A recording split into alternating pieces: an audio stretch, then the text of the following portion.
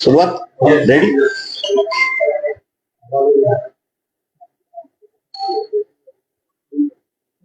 पाठीमागे जरा आवाज याच्यामध्ये कॅच होतोय.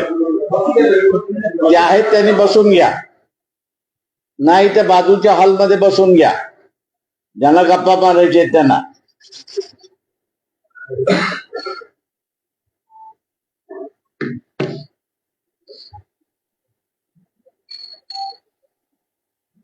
RSS आणि भारतीय जनता पक्ष या दोघांची गेली 40 वर्षाची भूमिका, 14 वर्ष जी आहे त्याची भूमिका जर आपण पाहिली तर आम्ही बिगर मुसलमानांच्या तिकिटावरती मतावरती निवडून येऊ शकतो असा त्यांचा स्टँड राहिलेला आहे. आणि त्याला अनुसरून ख्रिश्चन, मुस्लिम, जैन याच्यापैकी कोणालाही त्यांनी उमेदवारी दिलेली नाही अशी असणारी परिस्थिती आहे. परंतु मागच्या काही महिन्यामध्ये एका काळी RSSचे असणारे स्पोक्सपर्सन राम माधव हे ISI पाकिस्तानच्या इंटेलिजन्स एजन्सी तिथले काही अधिकारी यांना श्रीलंकेमध्ये भेटले आणि भेट झाली. 2-3 दिवस चर्चा झाली. मी असं म्हणेन की भारतीय जनता पक्ष ज्या ज्या वेळेस सत्तेवरती येते त्या वेळेस ती असणारी घोर चूक त्या ठिकाणी करत असते. मोरारजी देसाईच्या सरकारमध्ये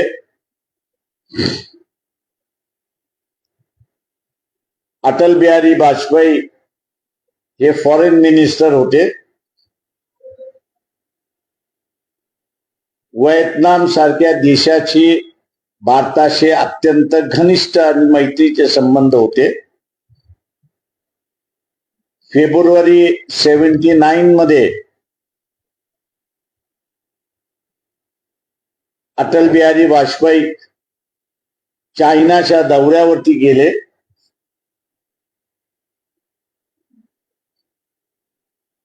हे तिथे पोचले असतील चायनाच्या भूमीवरती आणि चायनाने व्हिएतनाम वरती युद्ध घोषित केलं. माझ्या माहितीप्रमाणे त्यावेळेसच्या इंटेलिजन्स डिपार्टमेंटने ही माहिती दिली होती. पण जे काँग्रेस करू शकला नाही ते आम्ही करू. 62च्या युद्धाच्या नंतरच्या कालावधीमध्ये आणि आपण बघत असाल की अर्धवट दौरा टाकून अटल बिहारी वाजपेयी यांना भारतामध्ये परतावं लागलं अशी परिस्थिती आहे. दुसरी महत्वाची चूक जी झाली आणि ती घोर चूक झाली असं मी त्या ठिकाणी म्हणेन. दुर्दैवाने भारतीय नागरिक हा देवळाच्या बाहेर अजून आलेला नाही आणि मस्जिदीच्या बाहेरून अजून आलेला नाही. तो दोन्ही ठिकाणी अडकलेला आहे.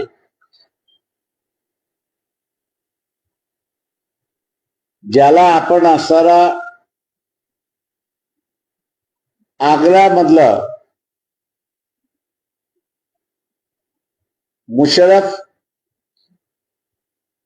आणि अटल बिहारी वाजपेयी यांची भेट घातली, म्हणजे घेतली. जगभरातून पाकिस्तानचे अध्यक्ष होते,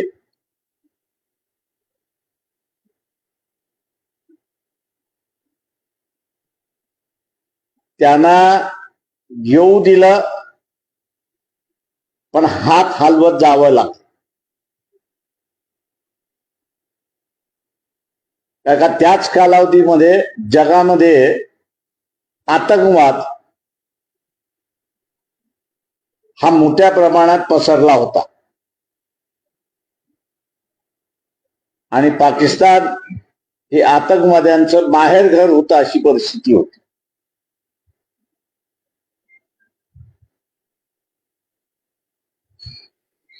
राजकीय परिस्थिती, जग ह्या आतंकवादापासून कंटाळलं होतं, त्रासलेलं होतं आणि काही करून पाकिस्तानला जेरबंदी करायचं हा त्यांचा निर्णय झाला होता. आणि म्हणून पाकिस्तानचं जे कर्ज होतं याला मुदत वाढवायला कुणीच देत नव्हतं. आग्राच्या बैठक झाली नसती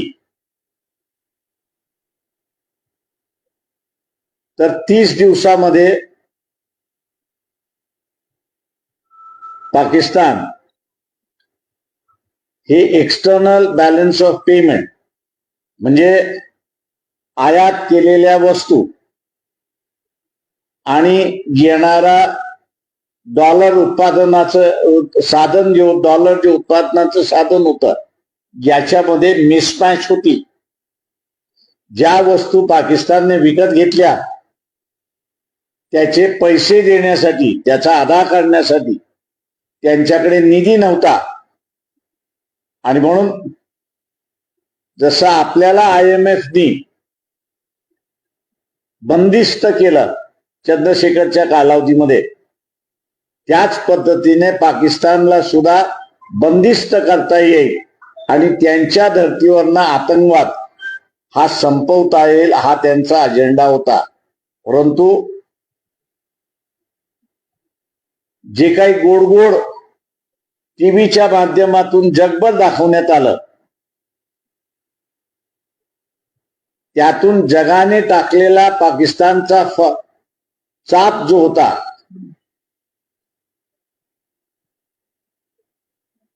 तो ढिला पडला. पाकिस्तानचे जे असणारे नाकेबंदी करण्यात आली होती त्याच्या असणाऱ्या आर्थिक नाड्या आवळण्यात आल्या होत्या, त्या लूज करण्यात आल्या. आणि नंतर आपण बघतो की कारगिल घडलं आणि इथं असणारा बॉम्ब ब्लास्टचा सिलसिला पुन्हा सुरुवात झाला, अशी परिस्थिती आहे.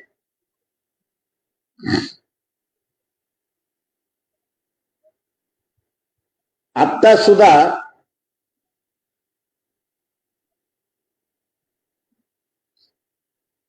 पाकिस्तानचं असणारं आंतरराष्ट्रीय इमेज आपण बघितलं तर इराण म्हणते आम्हाला ह्यांनी फसवलं आणि अमेरिका म्हणतोय यांनी आमचा वापर केला.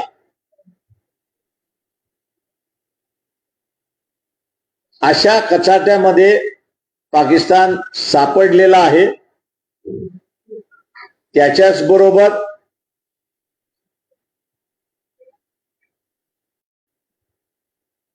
जी बातमी मध्यंतरी आली होती की अरब राष्ट्र UAE म्हणून जे आहे, युनायटेड अरब इमिरेट्स म्हणून असतात जे राष्ट्र आहे, त्यांनी जे काही काळामध्ये त्यांना कर्ज दिलं होतं त्यांनी सांगितलं तुरंत आम्हाला सारं परत करा.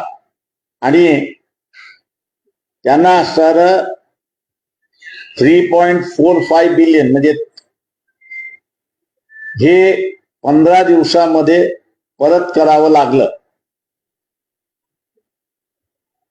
हे परत करण्यासाठी पाकिस्तानने पुन्हा सौदी आणि चायना यांच्याकडून असणारं कर्ज उचलून आपल्याला असणारं त्या ठिकाणी कैद केलेलं आहे. भारताच्या संदर्भातला असताना आपण विचार केला तर चायना बरोबरचे आपले संबंध अजून बदललेले नाहीत.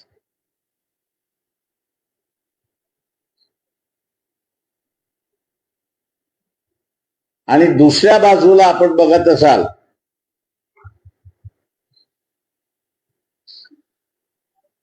की पाकिस्तानने आम्हाला फसवलंय, यासाठी जे मुस्लिम राष्ट्र आहेत आणि पश्चिम देशातले राष्ट्र आहेत ते पुन्हा पाकिस्तानला कैचीत पकडण्याच्या मार्गामध्ये आहेत.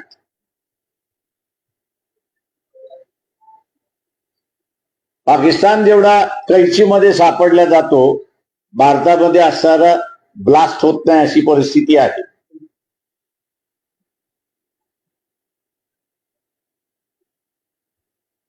चार मुद्द्यांवरती चर्चा झाली अशी आमच्या पक्षाची माहिती आहे. राम माधव ISIच्या प्रमुखांना भेटले, रिटायर्ड ISIचे होते पतौडी म्हणून त्यांना असताना भेटले, इतर अधिकारी होते त्यांना असताना भेटले. चार मुद्द्यांवरती त्यांची असणारी चर्चा झाली.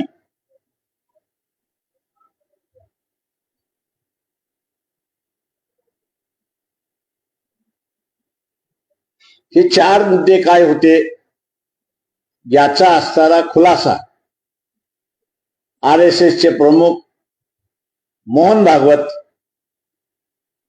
यांनी केला पाहिजे.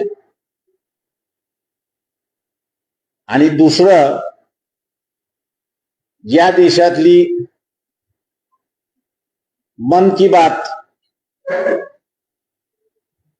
सांगणारे पंतप्रधान यांनी RSSला आणि राम माधव यांना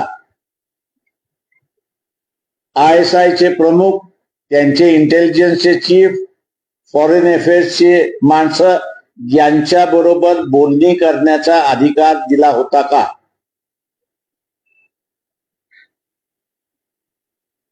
मी इथे विरोधी पक्षाचं दुर्दैव असं मानतोय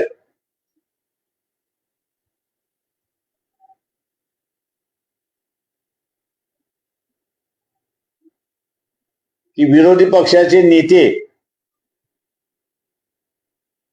यांनी भारताच्या सुरक्षितेच्या संदर्भातले प्रश्न आणि राम माधवच्या भेटीच्या संदर्भातले प्रश्न उपस्थित केले पाहिजे होते.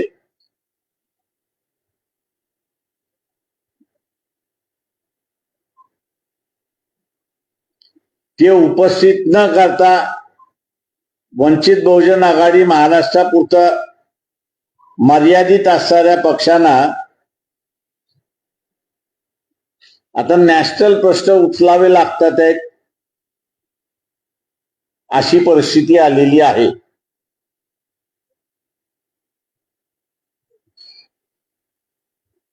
जनतेला माझं असणारं आव्हान आहे की देवळं असतील, गुरुद्वारा असेल, मस्जिद असेल, बुद्धविहार असतील, हे मनशांती देऊ शकते, पण देशाची सुरक्षितता देऊ शकत नाही.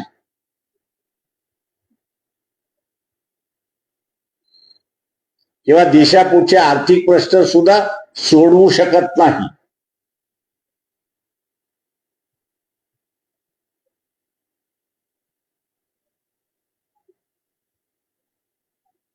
तेव्हा भारतीय जनतेने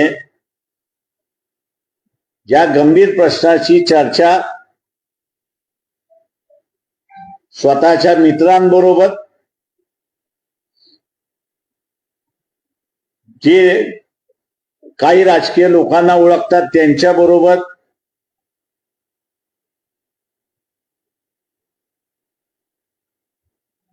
केली तर मी असं म्हणेन हा देशावरती फार मोठा उपकार होईल.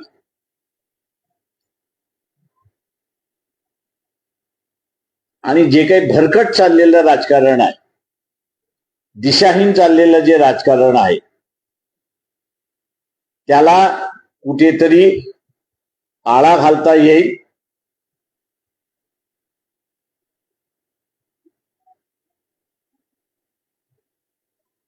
आणि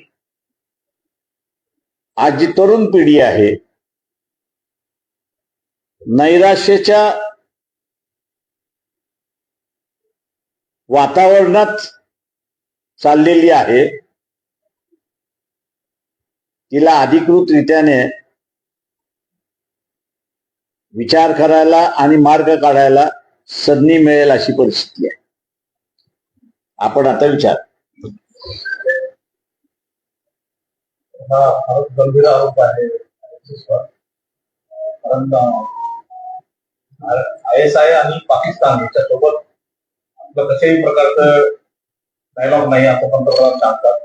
आणि आपण दुसऱ्या बाजूला म्हणतात की हे चर्चा करतायत, म्हणजे नेमकं काय चर्चा करतात त्याबाबत? ISI आणि RSS या जुळ्या बहिणी आहेत असं मी त्या ठिकाणी मानतो. या दोघांची असणारा पैदाशी, म्हणजे उर्दू शब्द वापरायचा असेल तर, हे ब्रिटिशांनी केलेली आहे.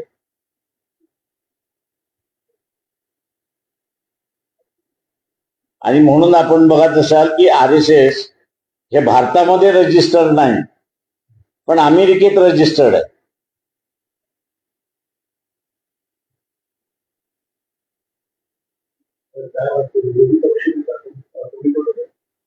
आता तुम्ही निर्णय घ्यायचा, तो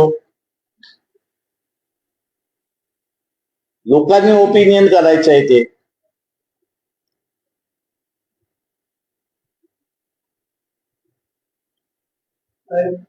शिवसेना पक्ष आणि सेना यावर मी आपण ह्याच्यावरती बोलू, नंतर मग बोलू त्याच्यावरती. साहेब हा याच विषयावरती बोललेला अधिक बरं राहील. याच्यामध्ये काय चर्चा चालू असेल?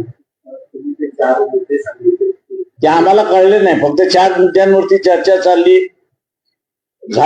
एवढंच फक्त आम्हाला कळते. म्हणून आम्ही असं मोहन भागवतांना विचारतोय किंवा हे 4 मुद्दे कुठे हे तर आम्हाला सांगा.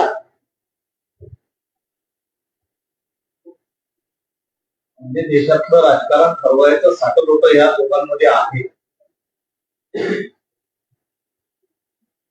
तिथली परिस्थिती वाईट झाली तर आपल्याला तिथे दंगल दिसते, इथली परिस्थिती वाईट झाली तर इथली दंगल. हे दंगलीचं राजकारण आहे.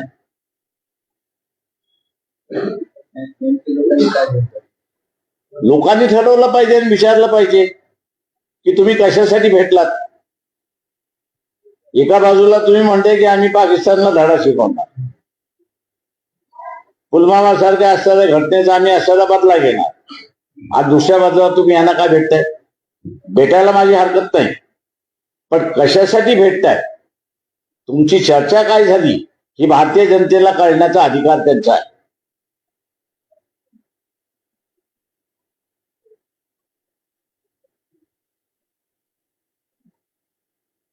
आणि मग भारतीय जनता ठरवेल की तुमचं भेटणं योग्य होतं की अयोग्य होतं.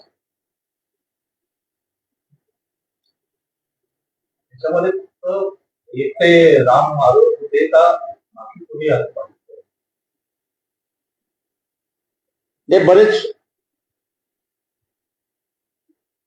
असतील नसतील आम्हाला माहिती आहे, पण राम माधव यांचं आम्हाला अधिकृतरित्याने माहिती आहे म्हणून आम्ही त्यांचं नाव घेतलं. उरलेल्यांचं अधिकृत रीतीची माहिती नसल्यामुळे आम्ही असणारं त्यांची नावं घेत नाही आणि होते की नव्हते ही माहिती.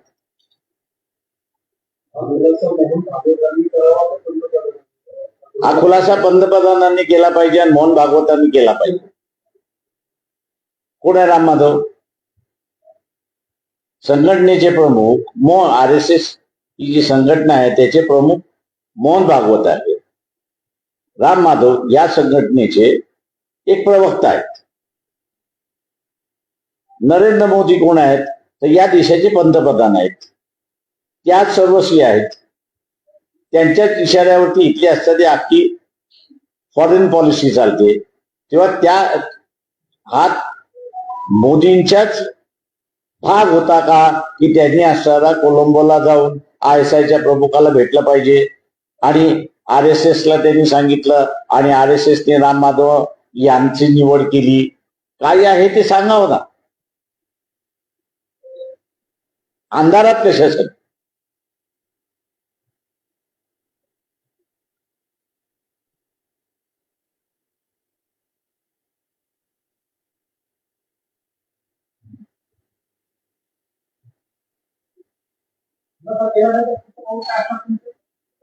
आम्ही लोकांना जागृत करत जाणार. लोक जोपर्यंत जागृत होत नाहीत, मी जसं म्हणालो की मंदिरं, मस्जिद, देवळं, गुरुद्वारा याच्यातून बाहेर पडत नाही आणि जगण्याच्या प्रश्नावरती जोपर्यंत लोक उठत नाही तोपर्यंत तुम्ही काहीच करू शकत नाही.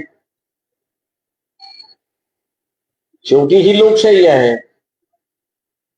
या लोकशाहीमध्ये आवाज उठवणं आणि लोकांना जागृत करणं हा नियमाला धरून तुम्हाला अधिकार आहे, ते आम्ही करणार.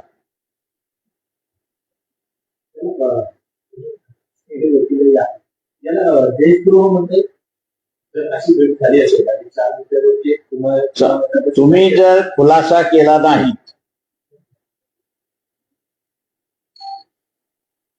तर अंधारामध्ये तुम्ही काळाबोरं काहीतरी केले हा आरोप त्यांच्यावरती होणार.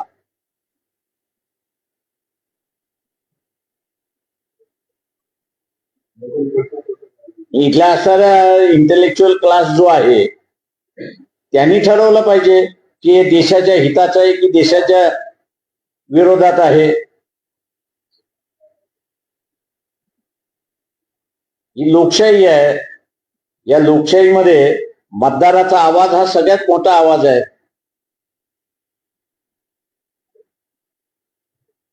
एका साईडला या सरकारला विद्यार्थ्यांसोबत चर्चा करायला वेळ नाही, पण पाकिस्तान बरोबर चर्चा करायला वेळ आहे.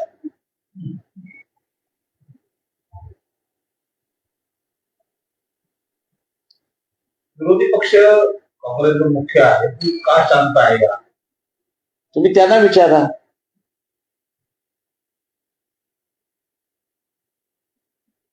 हे साध्या ते मल्लिकार्जुन खडगे सरांच्या जो अपमान झाला आहे त्याच्यासाठी सुद्धा उतरलेले नाही रस्त्यावर. जी चूक गांधीजींच्या काळात झाली ती चूक हेही गांधी करतायत असं वाटतं. मी आता एवढंच म्हणेन की काँग्रेसने स्वतःच्या ऑफिसला आता टाळं लावायची वेळ आली. महात्मा गांधीचा जो सल्ला आहे तो त्यांनी मान्य करावा.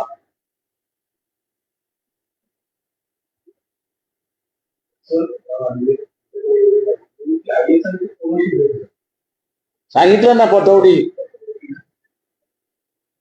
का लाजा. पतौडी एका काळचे ISIचे चीफ होते. आधी हे पतौडी आपल्या पतौडीच्या नातेवाईक आहेत.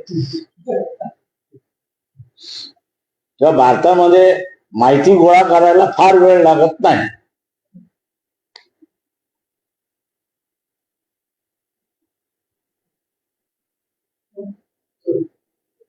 थँक्यू.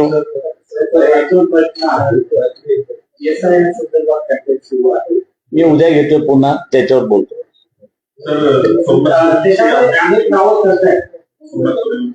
ते सोमनाथ सूर्यवंशीचं जे आहे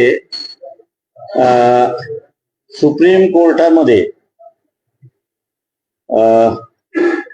झारखंडचं एक मॅटर गेलेलं आहे आणि त्याच्यामध्ये मला असं सांगण्यात आलेलं आहे की नियमावली तयार केलं जाईल. दुसरं जे आहे झारखंडमध्येच रांची मधलं म्हणतं झारखंड आहे. त्याच्यामध्ये तिथल्या चीफ जस्टिसनी लॉर्डशिप सोनक आणि हे आहेत त्यांनी याच कस्टोडियल डेथच्या ह्याच्यामध्ये एक निकाल दिला आणि त्यांनी तिथली एक गाईडलाईन निर्माण केली. आजची जी प्रोसिडिंग झाली त्या प्रोसिडिंग्स मध्ये जे SITचे प्रमुख आहेत त्यांचा अहवाल मागवण्यात आलेला आहे आणि इथली प्रोसिडिंग आता तपासून कोर्ट ह्याच्यावरती अजून काय तपास झाला पाहिजे काही न झाला पाहिजे तर का मागचं बेंच जे होतं त्यांनी असं सोमनाथच्या आईला तपासाचं काय काय झालं त्याचे असं विवरण द्यावं ते काही देण्यात आलेलं नाही म्हणून आम्हाला जी काही उडत माहिती आली होती की त्याच्यामध्ये 25 पोलीस कॉन्स्टेबलरी जे आहे त्यांनी सोमनाथला मारलेला अशी परिस्थिती आहे. तेव्हा आज असताना मुद्दा त्या ठिकाणी उपस्थित करण्यात आला की हे तर 25 जण होते तर या 25 जणांना कोणी मारण्याचा अधिकार कोणी मारण्याचं सांगितलं या संदर्भातलं SITने चौकशी केलेली आहे का कोर्टात म्हटलं पुढच्या वेळेस येणार आहे त्यावेळेस आपण त्यांना विचार 3 आठवड्यांसाठी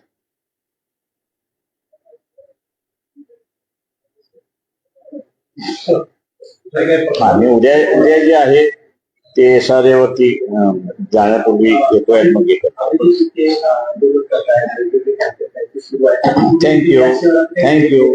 थँक्यू